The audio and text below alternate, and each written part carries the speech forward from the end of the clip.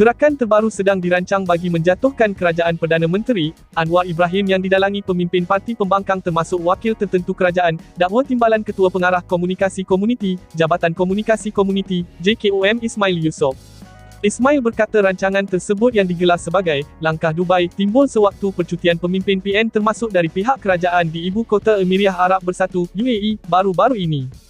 Dia mendakwa satu pertemuan diadakan semasa lawatan itu untuk memberikan tugas khusus kepada pegawai yang bertanggungjawab bagi mengenal pasti ahli-ahli parlimen yang berpotensi mengalih sokongan mereka kepada pembangkang dengan menerima sogokan. Menjadi rahsia umum sehari dua ini cerita mengenai percutian di Dubai oleh tokoh-tokoh dari PN.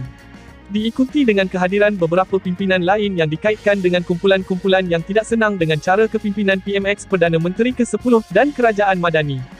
Maka dikhabarkan ada rumusan, langkah Dubai, disusun dengan assignment, tugasan, diberikan kepada PIC orang yang bertanggungjawab, yang ditugaskan untuk bertemu, berunding dan mengemukakan tawaran kepada mereka yang dikenal pasti boleh beralih sokongan kepada mereka pembangkang.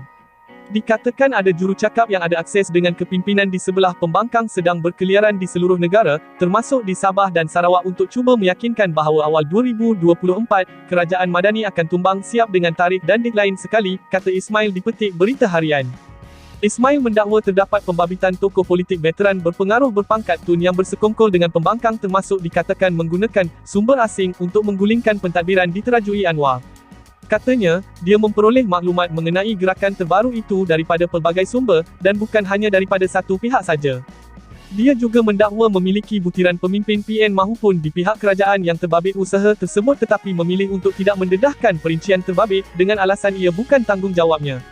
Apapun, saya tidak mahu dedahkan tetapi kedudukan saya dengan jawatan yang saya pegang, dalam JKOM, saya boleh akses banyak maklumat, antaranya, dalam konteks yang saya anggap kalau sampai peringkat mengancam keselamatan negara, gangguan soal kestabilan dan keharmonian masyarakat, saya fikir tidak adil kalau saya berdiam diri, katanya.